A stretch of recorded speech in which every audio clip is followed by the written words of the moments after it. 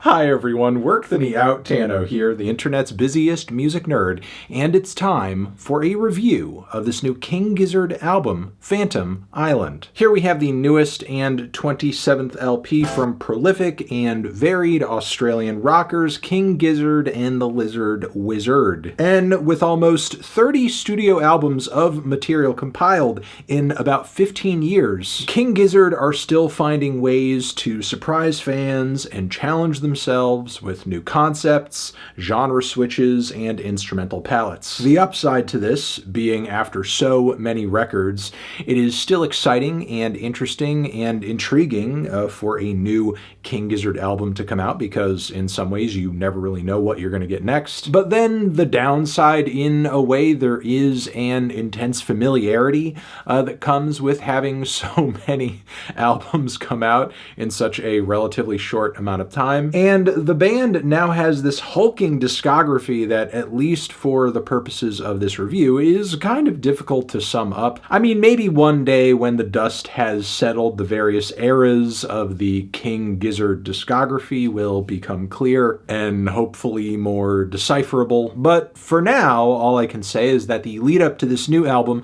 was surprisingly quiet, even if the band has been absolutely dousing fans with live recording after live recording after live recording as of late. I mean, King Gizzard did also drop an album last year, Flight B741, which was surprisingly the only studio album they dropped that year, and it had a lot of tracks on it that saw the band indulging in the sounds of roots rock, boogie, southern rock as well, many of which were pulled off pretty well and had me wishing that the band had dug a bit deeper into the genres by the time the album was over, or maybe just had more music to offer in 2024. I mean, we are talking about the same band that dropped 3 albums in a single month back in 2022, and it's not like this quick succession of releases has necessarily watered down the quality or distinctiveness of each album. I mean, Laminated Denim, I think, is actually one of the most thrilling, immersive, and jammy projects King Gizzard has put out in the last 5 years. The album Changes features also some of their most funky, fun, and danceable material yet. I also loved hearing King Gizzard return to metal music with a bit of a prog twist on the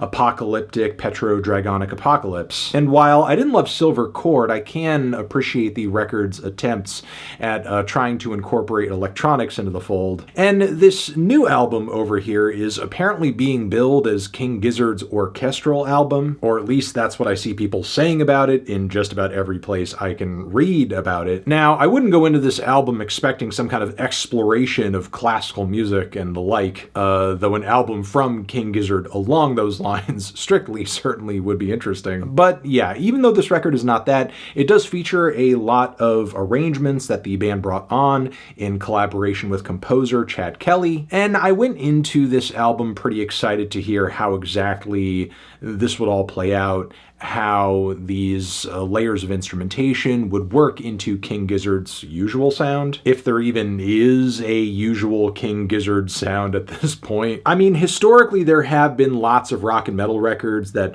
have really had the wind pulled out of their sails by adding in too many strings and arrangements and the like, but I think King Gizzard has made tougher musical transitions on past records, and I think the band has broken expectations so many times after 27 albums that there's not really one single exception you can point to say, oh yeah, that's one thing that shouldn't be on a King Gizzard album ever. I mean, I'm sure they're working on their eventual power electronics album as we speak. But yeah, also from what I've read, this record was created pretty much around the same time as B741, so there's definitely a lot of creative and musical overlap going on here. I mean, the cover art alone features what looks like the plane from the last album cover, but now crashed and engulfed in flames. And the pigs that were on the plane are in this image as well, along with rats and gators, as well as fish. The band's catalog is progressively turning into a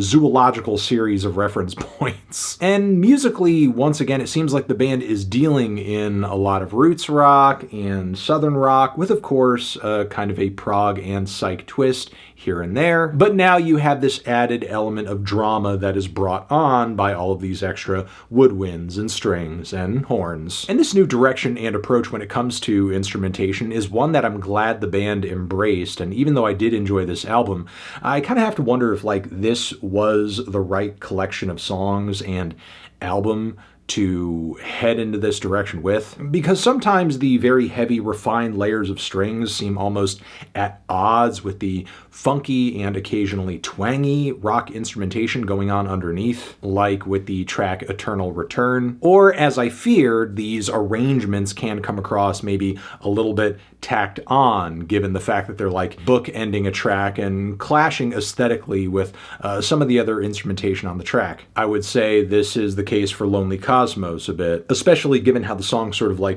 ducks out underneath the distraction of the strings that pop up at the very end of the song. Now, to this record's credit, I do think there are cuts on here where seemingly it all comes together in a very harmonious way. PSYCH, for example, is loaded with these killer guitar licks, playful flute and hand drums. The band does create quite the groove on this one for sure. But I think my main issue with this track is the songwriting. I don't know what it is about this particular era of the band's career, but they're really kind of leaning into a type of lyricism that reads more like a diatribe than a song. And while it does seem like the band really wants to dig into something conceptually with what they're getting across here narratively, simultaneously this comes at the sacrifice of lacing these tracks with actually memorable, listenable, coherent melodies. I mean, sure, I think it is cool the band has so much to say on the topics of existentialism as well as consciousness, and the way they're able to continue trading off vocal duties between band members who all contribute to these ideas in their own way. Still, hearing all these meandering vocals on the track makes me miss a time when the band had a bit more pointed approach when it came to their lyricism and allowed the vocals to complement the music a little more in a way that just showcased more balance. I also admire the track SpaceX's devotion to this idea of just detailing the thoughts and experiences of these astronauts.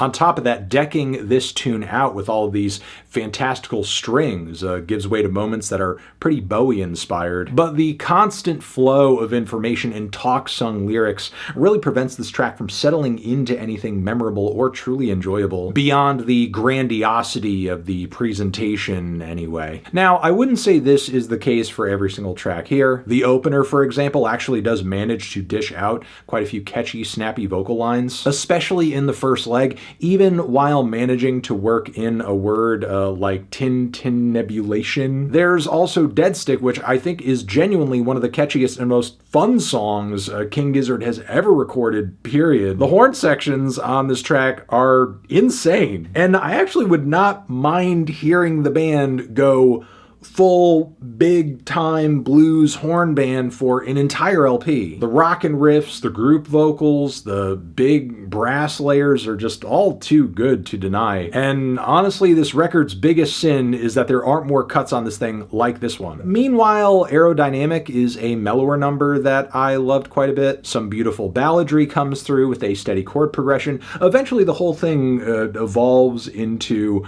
this rockin' Marshall Tucker band type number that actually works out very well. And thematically, this song also continues this record's focus on the idea of flying, escape, freedom. But when it comes to the final leg of the LP, it's really only the closing track that was really truly hitting for me. Not only does this track tie up the record very well thematically, because you do have the return of these feelings of wanting to fly, of needing to fly and escape, but I also love the propulsive krautrock type beats on this track, which I think the strings and woodwinds tie in with very nicely, not only intensifying the groove of the track, but really providing a beauty to it that I don't think would be there otherwise. But yeah, unfortunately, while I do think Sea of Doubt and Silent Spirit have their merits and memorable and admirable moments instrumentally, I also found these tracks to be two of the more meandering cuts on the record lyrically, which once again, even though I do admire what the band is trying to say on these tracks and what they're accomplishing,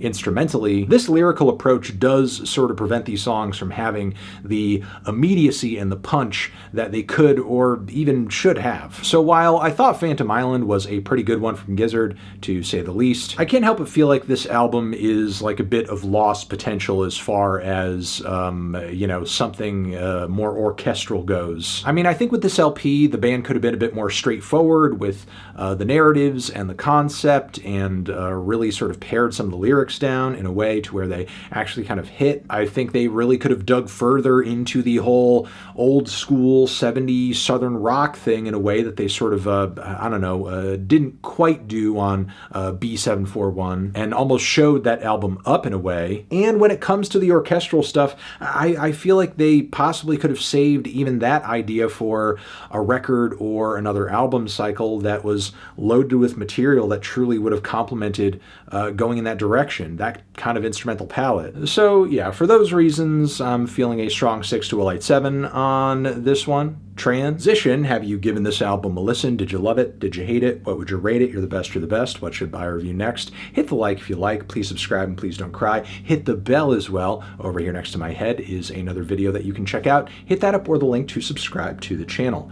Anthony Fantano, King Gizzard, forever.